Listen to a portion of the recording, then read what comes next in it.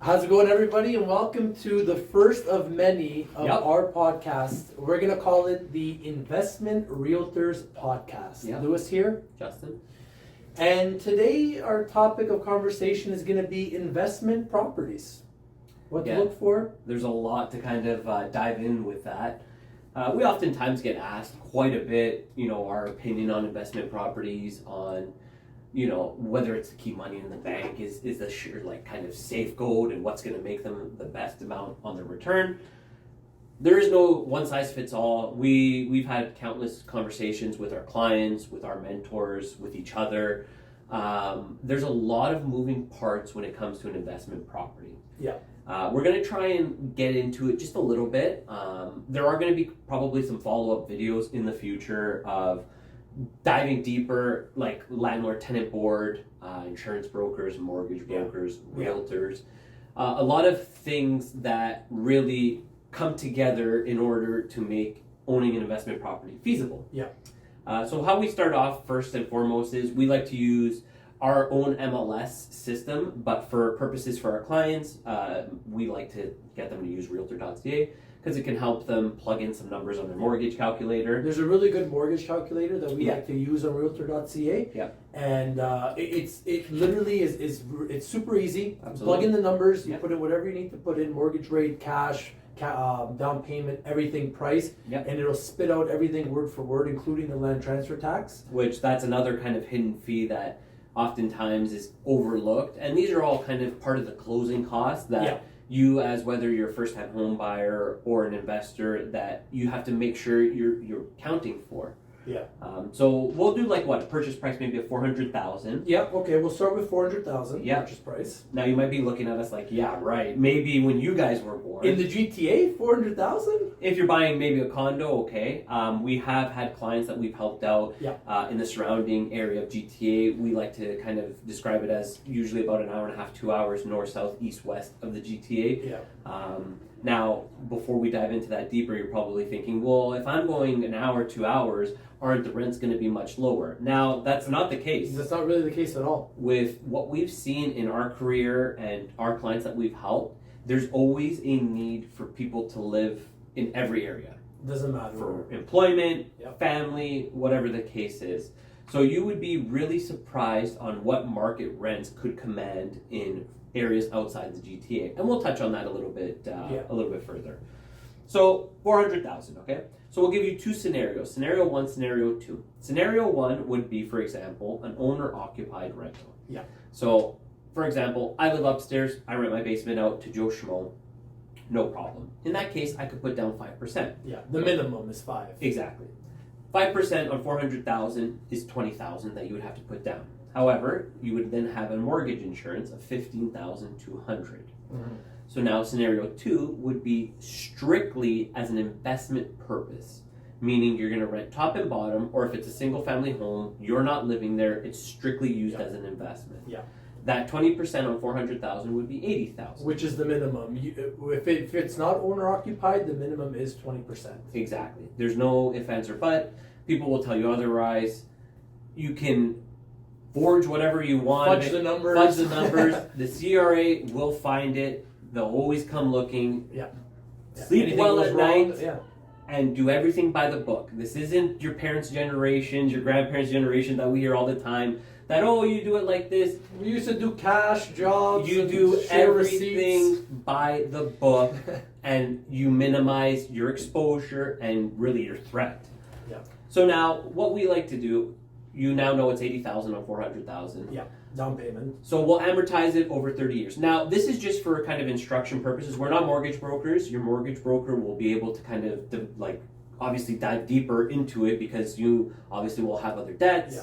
Other things that will definitely affect your And they'll give you a better rate. We're just going to go with what we see right now Exactly. in the market. We're going to put Exactly. at 7. We just put to at cover 7% because we like to always overshoot so that way we know we're always secure. And it's pretty much saved us so far. So 30 years amortized at 7% interest rate would give you a mortgage payment of $2,108. Just mortgage. Just mortgage. Just mortgage. Now, as Lewis and I know from our clients, from our experiences, you're not just paying a mortgage when you own an investment property. Yeah. You got taxes. We got taxes. You got property insurance. Yeah. You have probably liability insurance if you want to get that, fire, theft, whatever. Yeah.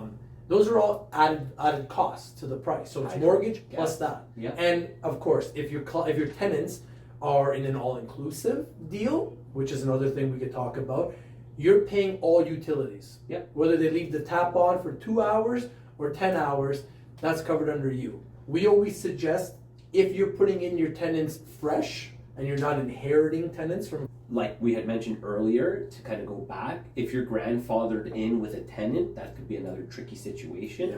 Because oftentimes, depending where they're at, where you are, you can only raise rents a certain amount a year. what the Ontario provincial guideline is for that year. Yeah. During the pandemic, they actually had a freeze, so you couldn't raise anything, Nothing. which is very unfortunate because a lot of landlords went under, and there was a lot of kind of bad slander and like kind of, oh good, then they shouldn't be doing it as a business. But a lot of these landlords are providing a service to these people who need to rent that the government doesn't step in for. So without these small business owners, essentially, Yeah. they're filling in a hole, which is very unfortunate. So we want to educate people because we know from talking with our friends and family, there's a lot of people on the sidelines of owning investments, as they should, but there's a lot of good opportunities Yeah, to be had. It's a absolutely. great opportunity to do. If you can afford it and you could like line up all your ducks in a row and buy an investment property and Absolutely. manage it properly, be Yeah. a good landlord, Yeah. do all that stuff. There's a lot of mutual benefits for the landlord and the tenant. Like a tenant wants to live somewhere where the rent's reasonable, the house is upkept, appliances are working, everything's working, it's taken care of, and they're not living in a slum. So that's the responsibility of the landlord. Yep. Tenants have responsibilities as well. They have to treat it as their own, Mm-hmm. pay on time, and just take care of it. Don't burn it down. Don't destroy it. Yep. Live as if it's your place. And in a relationship like that, you both sides can benefit. Absolutely. I mean, the last thing you want is for either the government or a big massive business from like the States buying up all the properties and now they're in control of everything. There needs to be some kind of private business, which what a landlord is. It's a private Yeah. business owner. Happy That medium. happy medium that could, he's just a regular guy who's working. He's not trying to screw over anybody. He's not trying to do anything. If we get away from that and big business starts buying properties, I'm telling you, what you think landlords are doing now, if Yeah. you think that's bad, wait till a company like, I don't know, BlackRock owns it. Yeah. You're not getting approved. You're not going to move in. They'll lock you out. The landlord tenant board, consider it out the window. Yeah. If that happens. So it's good to just be realistic and let's Be a good really team. be a Both. good team. Let's Both. just be a team. What we like to describe or make our landlords understand, at the end of the day, yes, you're providing a service, but these tenants are also paying your mortgage that's allowing you to build up equity in these homes to then either, further buy other properties to help other people or just help you with passive income to sustain your own business or your own lifestyle, which is why a lot of people get into it. Yeah. So that's another thing. So when you're looking to rent it out, always be cognizant of what the tenants are paying and how you're going to rent it out, what the market rents Mhm. are for the area, because that all comes into the equation of can I afford this house? Absolutely. So another thing we like to touch on too is having the right professionals. So let's say we've talked about now grandfathered in, utilities, all of that. You're buying this property, you're comfortable with the money that you're putting down as a down payment. You, even if you're a handyman or a good DIYer, you want to get professionals. So you want to get a home inspection. You don't want your cousin Joe, your uncle Bob. You want a professional to come through this house. And why we say that is because there's more than just, oh wow, look, there's a crack there, that's not a big deal. For example, you're buying a house from the 1900s. Yeah. Your cousin Bob says, yeah, the house looks great, buy it. You bought in this house. Your insurance now, a week before closing, because you need to have insurance on your property in order to have that mortgage, says, okay, what kind of electrical's in there? Well, you say, I don't know. My cousin Bob said it looks great.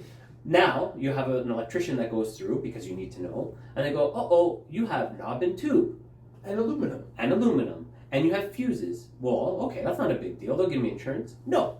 They might give you insurance at either a double or a triple rate, Yeah, or what premium. we've seen with our clients is Sorry, we can't insure you until this house is brought up to code. Yeah, fix it. Sorry, what does that mean? That now means the $500 you saved on a home inspection is now out the door because you need to rewire this house because without insurance, you cannot get a mortgage on a property. You can't get mortgage on that property or insurance means you can't close that property. Yeah. So now your deposit, you wave it goodbye bye. You can't get that house. There's a lot more, and that's why we really are just interested in helping people understand on how to become a landlord and doing it the right way, because nobody should get screwed over, whether it's a tenant or a landlord. But you need to spend money to make money. We've been told this all the time and we never understood it until it cost us money as well. Yeah. So getting the right professionals via, you have home inspector, Yep. mortgage broker, Yep. insurance broker, Yep. realtors. Yep. There's so many things, and what our job is, we're detailed and we understand what's happening with the real estate. And then it's our kind of book of wealth of our connections, and not even just connection. There's a lot of good people out there that you just need to be able to call and use because you can't be a professional in everything. And this is what we see so many times, time and time again, where people make a mistake. Yeah, and we're gonna get people on this podcast Yeah, too. a lot of from professionals. all walks of life, and just hearing their stories, because the only way to learn is through stories. From Yeah. as long as time itself, we've all learned through stories and experiences. A little bit of little nuggets that you Just little can pick nugget. from everybody. Right? Because something that works for Lewis and I might not work for you, Yeah. but we might have something in place that you kind of could critique or make it worthwhile, or you've made it even better. And that's kind of why we started this, because we were so sick of, the what ifs and nobody wanting to help out anybody. We're in a very kind of selfish generation now where, me, I want to see you do good, never better than me. Yeah. And we want to kind of stop that stigma or that wrong way of thinking. Like, everybody should get ahead together. This is how it's been for generations. Yeah. And now we wonder why everything is getting so messed up. And it's a lot more than just owning an investment. So No, it's a lot. It's a it lot. is. It is. We're going to talk on different videos a lot more of a breakdown of, like we had mentioned, landlord tenant board, just mortgage brokers, insurance brokers, Yeah. and just things that can help you with investment properties, because at the end of the day, what can't you buy in life? Time. And that's all that being a landlord, it allows you to do. It allows you time. It gives you time. It gives you that financial freedom so you could be at home with your kids. You can work on your side hustles or your main hustles. Yeah. So it's it's a lot more than just plugging in some numbers and being a good landlord. There's a lot that go through it, and we want to be here with the people through the journey. So, I think we pretty much covered everything to do with investment properties, more or less. Yeah, we touched a little bit on the numbers. I mean, we're happy if anybody wants like a one-on-one with us. Yeah. We don't charge anything. Our time is free, essentially, where we like to teach people what we've learned, because we've learned by somebody teaching us, and we both agree, and we're both with the same principles of what we've gotten to us. We want to share the wealth. We want to help people. Sitting down for a coffee costs us $2. Yep. And we can talk as long as we want. We talk all day. Yep. So, Yep. any questions you have, don't forget to Comments. like, share, subscribe, Yeah. and leave any comments you want. Let us know what topics you want us Yeah. to talk about. Yeah, even if it's not real estate related. I mean, we have a vast kind of knowledge of other silly things. Lewis is quite the athlete in different sports. So it's going to be an overall kind of podcast video of real estate and just the real side of people that oftentimes when you see on YouTube or podcasts, you don't see that real side. You just see for views and money, and that's not what we're doing with this for. We're doing this to And this is further our help. opinions. And this Yes. is our experiences. Yep. We're not told what to say. No, we're not paid. We're not affiliated. We're just two realtors that are trying to just talk about what we see on a day-to-day basis. Yep. This is what we see. Yep. I mean, there's no point in holding this info close to the chest when you Nope. can tell people stuff. So whatever you guys want to know, you let us know in the comments, and we'll talk about it. Yep. Like we always say, today is us, tomorrow is you. So there's a lot of things that we've learned and that you can teach us as well. Yeah. We're always open here. Remember, if you're not learning, then What are you doing? I don't know. All right, guys, till the next one. All right, this is your Investment Realtors podcast. Realtor and Squared, we like to say. It's Realtor all of it. Square. We'll see you next time.